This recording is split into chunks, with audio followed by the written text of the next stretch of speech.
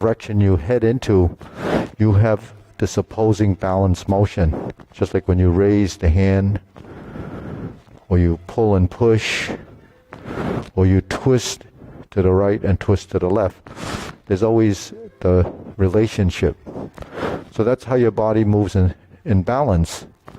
So even though it's gentle movement, your musculature is expanding and contracting, you're rising and falling, you're going forward, and there's that relationship. That all of those subtle motions can only happen if the body releases tension.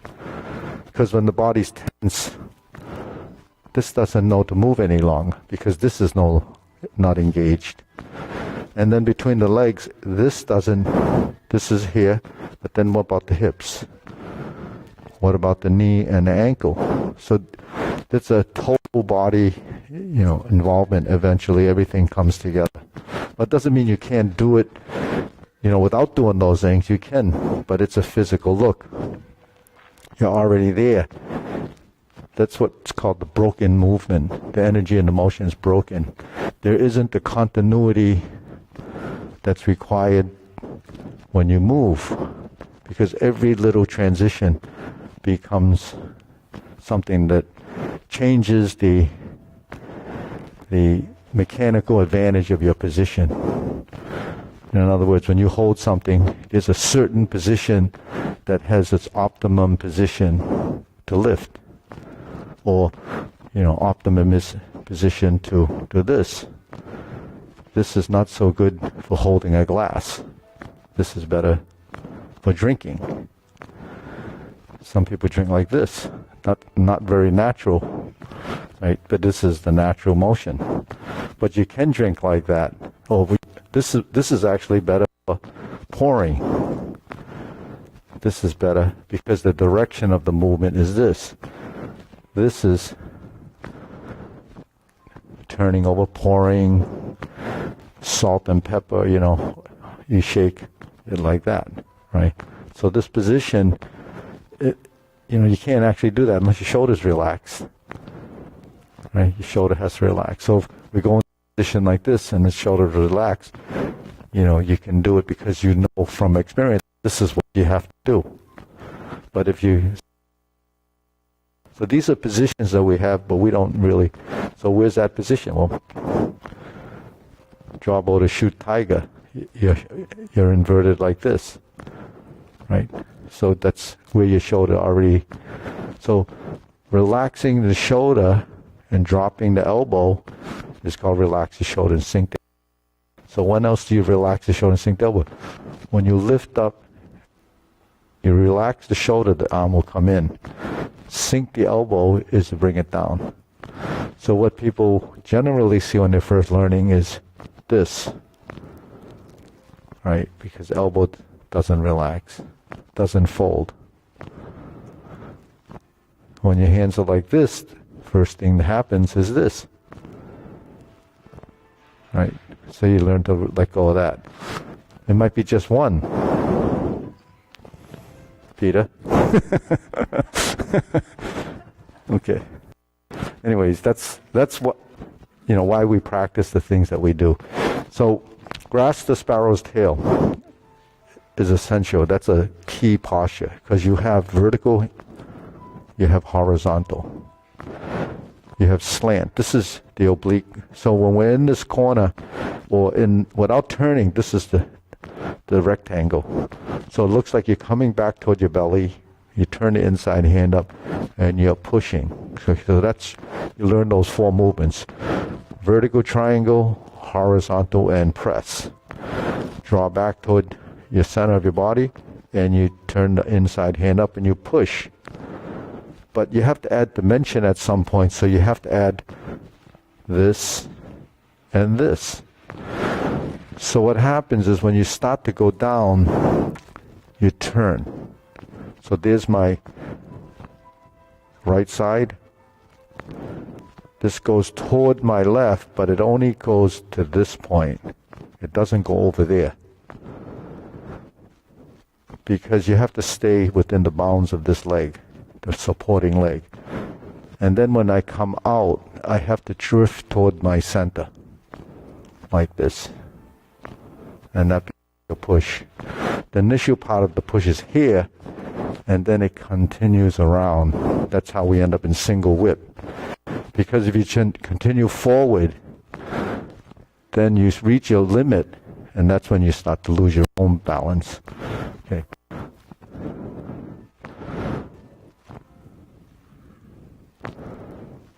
Then you end up turning, and this is going through.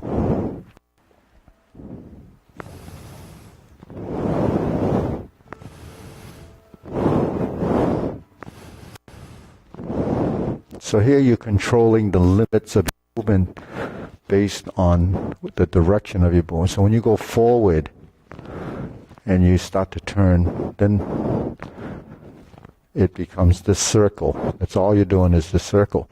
So this circular pattern becomes a change in your position. And if you notice, when I'm here and I start to turn, my elbow's like this.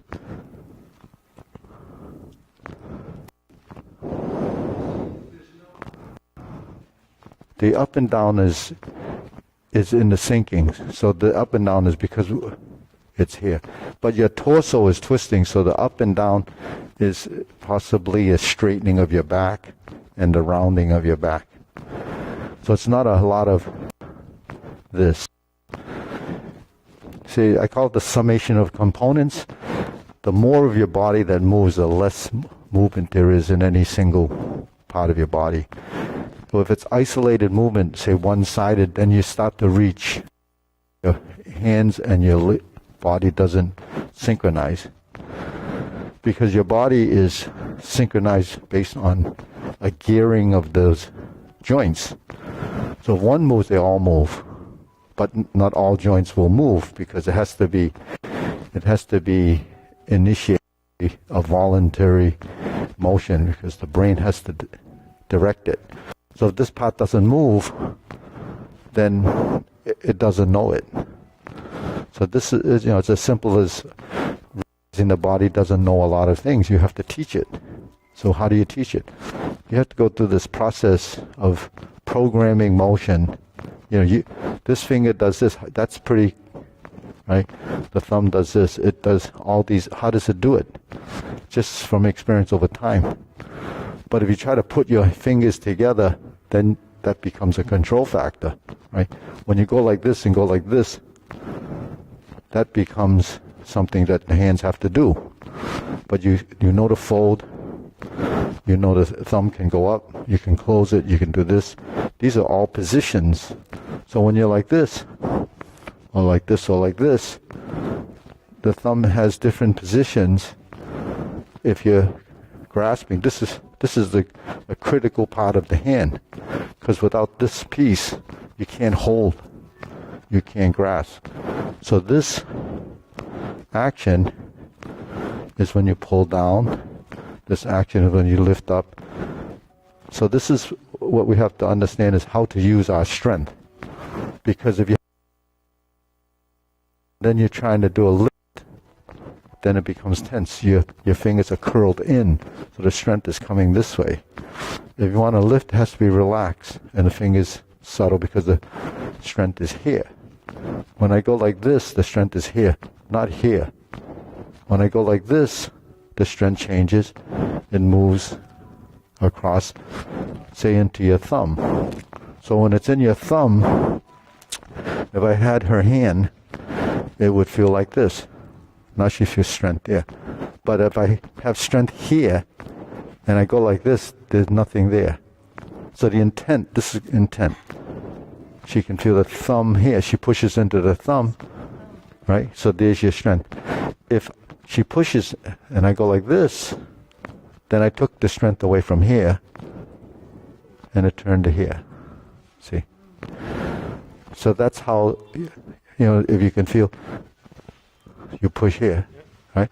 If I let it go, it's that. If I go like this and I go like this, then this stays little there, but then this becomes here. Now he lives here toward me. there's strength. No strength. Strength. Strength. So when the hand is moving, that's kind of what it's doing too. So you can see that's just skeletal structure and intent of motion. But you have to coordinate it so that the movement has the directing of that energy in motion. So when we lift the hands, it's here. When we sink the elbow, here. So that's, so functionally you would lift, you would feel, if you put your hand here, it going up from, but if you go like this and you tense, when you lift, it's still going up, but it doesn't feel as concentrated as here. When you press down like this, it's and then connects to there and it gets to this point. So this point is the most natural position for the vertical strength. So you're on top of your position. And then when you turn, it's the change from here. Now this is where you bend, and then you turn, and then you create the next position. So the manipulation of skeletal just creates the next structure, presetting everything for the next movement. So your body has this ability to develop that sensitivity and compensation for what has to happen. Single whip is the same idea. When the hand is here, you sink your elbow and then, but don't pull it down. Just like here, you press here on my hand here. So then, if I'm here, it becomes this. If I turn like this, it's here. But then, that's just a structure. It's different from this. It's here. You see? On here, it's like this. You feel, and if here, it's like this. So that is, well, because the fingers go down, this will go up. When you press here and it goes like this, that change. You see? So here, I'm here. Here, I'm here. Right? You press on it, and it goes here. Now it went like this. So when I expand like this and I turn, then that's.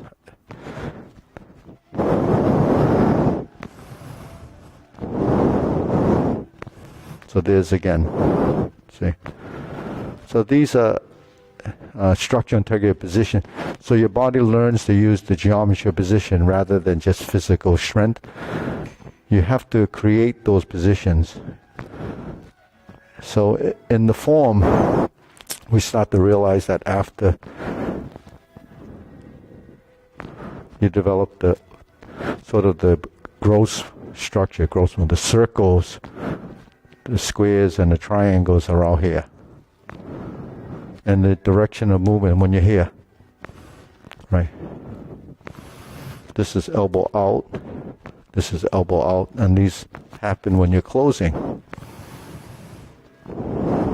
right? So one of the drills that we did was that elbow drill. Remember, we can review that.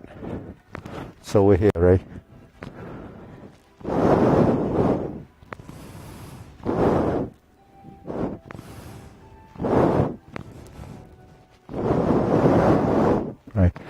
So first it's frontal, side, and back. Then it goes to the front, it goes to the back, then it goes up over the head, and then it comes down alongside, right? But then once you're familiar with the pattern of motion, then you start to lift the body. Turn to the left, turn to the right. Set it up like this and turn your body and roll and then unroll and then lift and then turn back to center. So then you start to engage your torso. So there's body motion tied to your torso. So lower back, lower lumbar area, all these places that people have a lot of discomfort comes from not knowing to move it. So we have to learn to twist. We learned that here. But now you're engaging the elbow.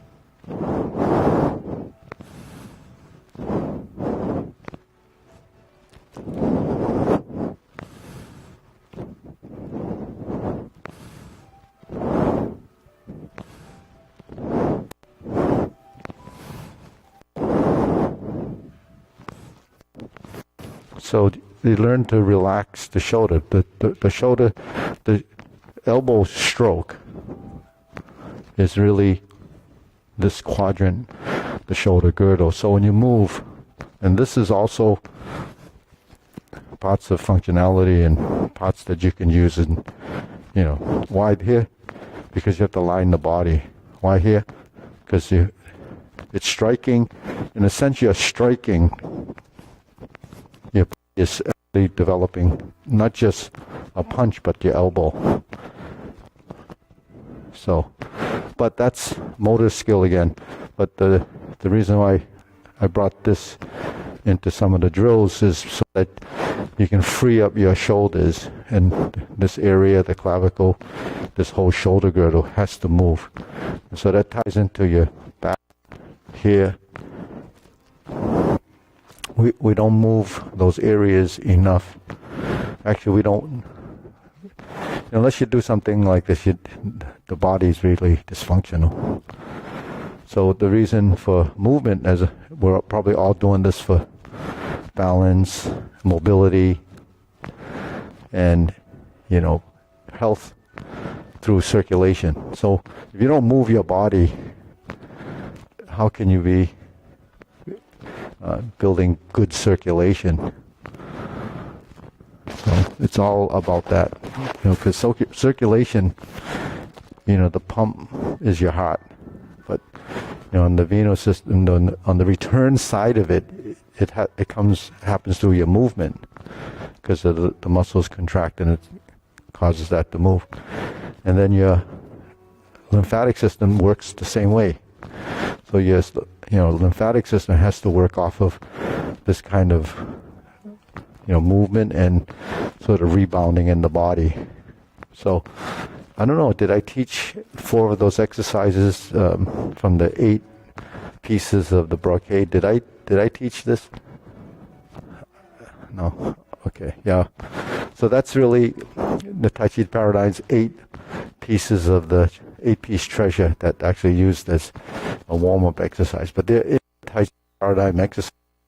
It becomes a condensed version of 8 exercises that are combining, merging the lift up. These are part of these exercises. So you would only have to do 8 of those in order to just in between classes or before you do the Tai Chi form as a summit. But it's better to do all the exercises because of the programming and the patterning. But there's a couple of exercises in there that's, I think, very good for the waist. And the last one would be this. This is easy enough for you to do. So this is a combination of this and the toe raise. But in deep breathing, it's coordinated breath, inhalation, exhalation. In this,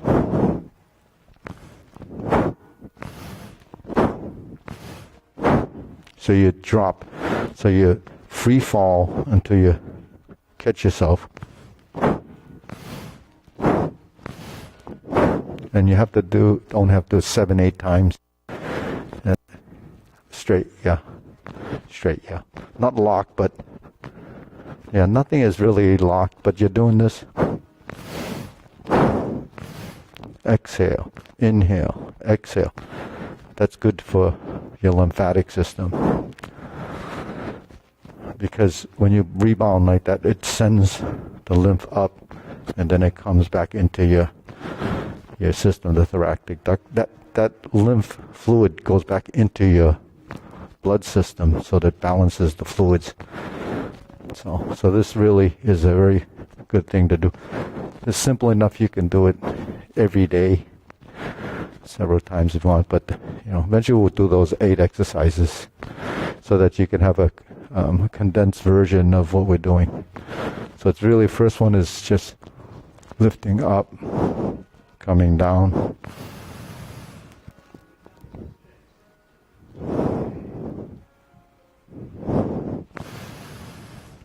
You're going up and looking up, and then when your hands get to here, you look forward and then release.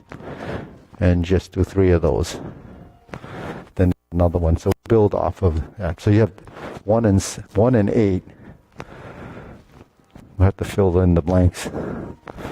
Okay, we'll bow. Ready? Up.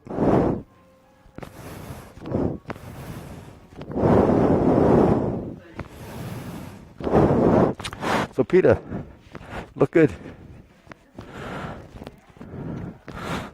Hey. Yeah. So you're a lot more limber after doing the class, because when you came in, it was a little bit like For the last 6 months, I've just had major league depression. All right. But all I can do is go to the gym. And I've been doing that. And it's from here, that takes away the thing. Yeah, but Peter, I came back without a special invitation. I still want to tell you, he was with the handsomest woman I have seen, except for my wife.